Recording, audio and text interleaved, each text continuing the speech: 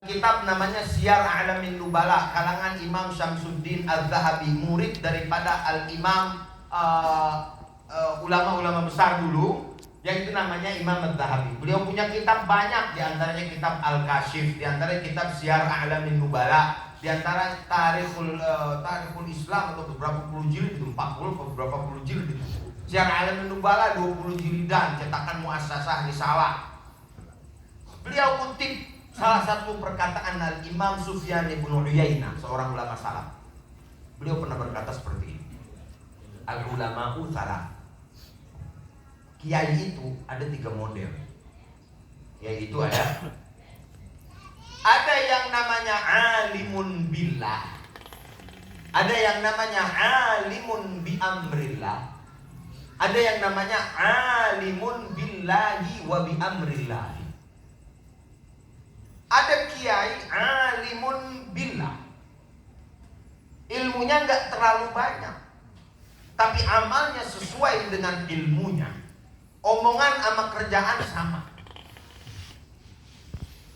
Sunnah nggak terlalu banyak, hadis beliau tahu, tapi kerjaannya sesuai dengan ilmu. Ini banyak kiai-kiai kita dulu, kita mah kagak tinggi-tinggi ngajinya, betul enggak? Kagak tinggi-tinggi, paling babul minan, irsadul anam, apalagi itu kerenan dikit pakai bahasa Arab sampai natun aja. Ya enggak? Mengapa tuh guru-guru dulu pada berkah-berkawangan? Karena omongan sama kerjaan sama. Yang dikaji sama yang dibaca sama yang dikerjain sarua.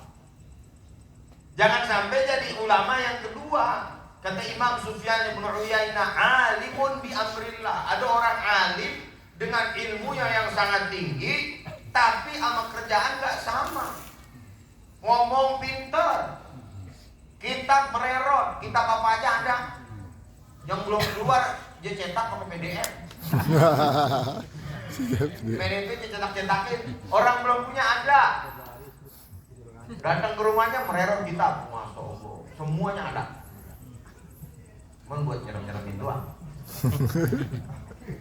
Angker. Ini alimun bi amrillah. Cuman sebatas kulit aja.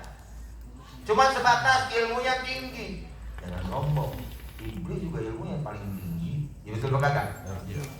Banyak sekarang orang ngomongnya menjago, ngerjainnya susah.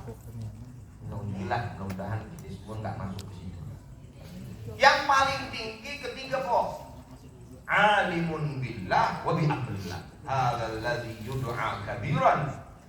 Itu ulama yang paham tentang sunnah, paham tentang ilmu, dan beliau juga amalnya sesuai dengan kerjaannya. Itu adalah yang dipanggil nanti di akhirat orang-orang yang namanya megah dan gemerlap di surga Allah Subhanahu wa ta'ala. Mudah-mudahan almarhum termasuk alimun billah wa alimun bi amrillah. Cirinya apa? Ini ada yang datang orang mau doain.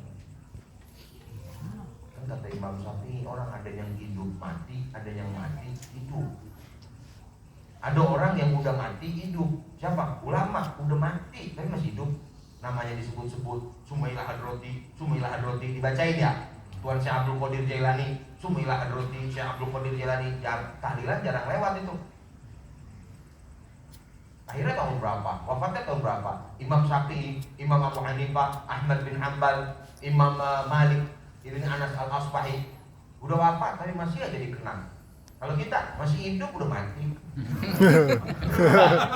Iya kali. Ya, jangan dah. Kadang-kadang murid kita juga lupa doain kita. Iya. Kali murid ya, boro-boro doain. Imam Muhammad bin Idris Asy-Syafi'i, guru daripada Imam Abu Abdullah Ahmad Ibn Hanbal Asy-Syaibani. Imam Ahmad lagi sujud, doain Allahumma ya Allah Muhammad bin Idris doain ya Allah rahmati Muhammad bin Idris.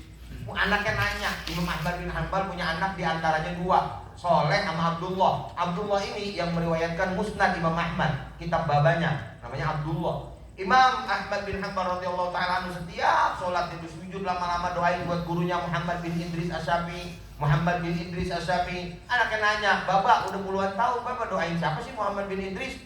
Kata Imam Ahmad bin Hanbal kepada anaknya, dia jawab, Muhammad bin Idris itu bagaikan cahaya buat kehidupan. Jadi didoain. Makanya limpasan berkahnya, ilmunya masih dipakai sama orang sampai sekarang. Sekian banyak orang yang ibadah dengan cara Imam Ahmad bin Hanbal. Imam Ahmad bin Hanbal di kuburan masih transfer pahalanya. Kita di dunia forum kita doain. Anak juga kalau yang kagak bagian warisan kagak mau tahlilan buat babanya. Mana cuma hadir dia tahlilan keluarga. Mengapa au? Semua kontrakan dibagi abang kok kagak. Memang biasanya abang sih rada pinteran sih ngurusin surat mah.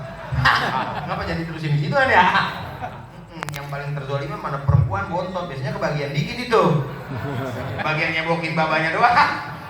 Cuma di sono orang sono. Lanjut.